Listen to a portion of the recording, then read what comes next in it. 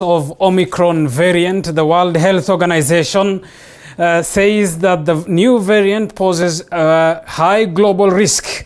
And as Elizabeth Atieno now reports, the Ministry of Health in the country has said that it will issue other containment measures tomorrow. The Ministry of Health has stated that more COVID-19 containment measures will be announced tomorrow during the National Emergency Response Committee meeting. We've heightened our surveillance activities, particularly at the ports of entry.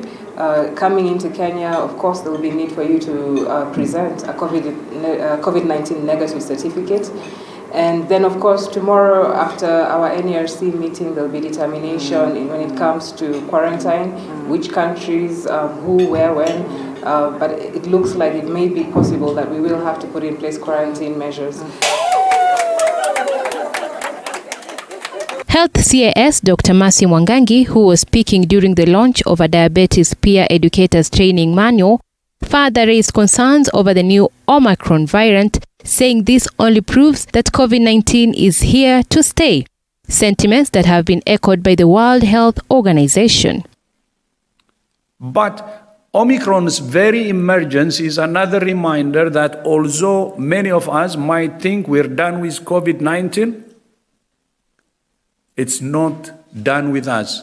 The COVID-19 pandemic is still ongoing, and the variants of concern, particularly Omicron that's been discovered, this shall be a continuing feature as we continue on with this pandemic.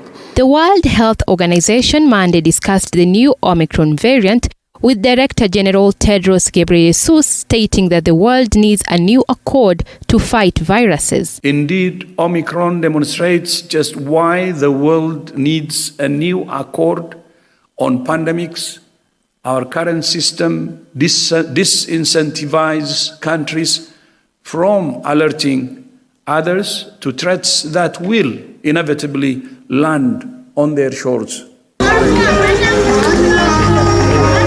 The Omicron variant that was identified in South Africa has forced some countries in the world to impose travel restrictions for those traveling from that country, a move that has angered South Africa President Cyril Ramaphosa, terming it discriminatory and unjustified.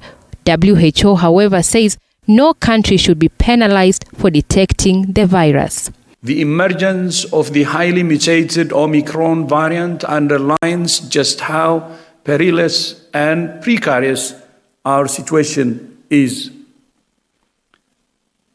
South Africa and Botswana should be thanked for detecting, sequencing, and reporting this variant, not penalized. Health experts around the world have encouraged everyone to take the vaccine that will help in the fight against the new variant. We don't yet know whether Omicron is associated with more transmission, more severe disease, more risk of reinfections, or more risk of evading vaccines. Scientists at WHO and around the world are working urgently to answer these questions. The emergence of the Omicron variant has fulfilled, in a precise way, the predictions of the scientists who warned that the elevated transmission of the virus in areas with limited access to vaccine would speed its evolution. Having fully vaccinated less than a quarter of their populations, Botswana and South Africa provided a fertile environment for such evolution. The virus is a ruthless opportunist, and the inequity that has characterized the global response has now come home to roost. This follows as the Ministry of Health today stating that more than 6.7 million vaccines have been administered so far across the country, with 4.3 million of the population being partially vaccinated, while those fully vaccinated stand at 2.7 million. The government is working towards vaccinating a target population of 27.3 million. Elizabeth Atieno, TV 47. Thank you.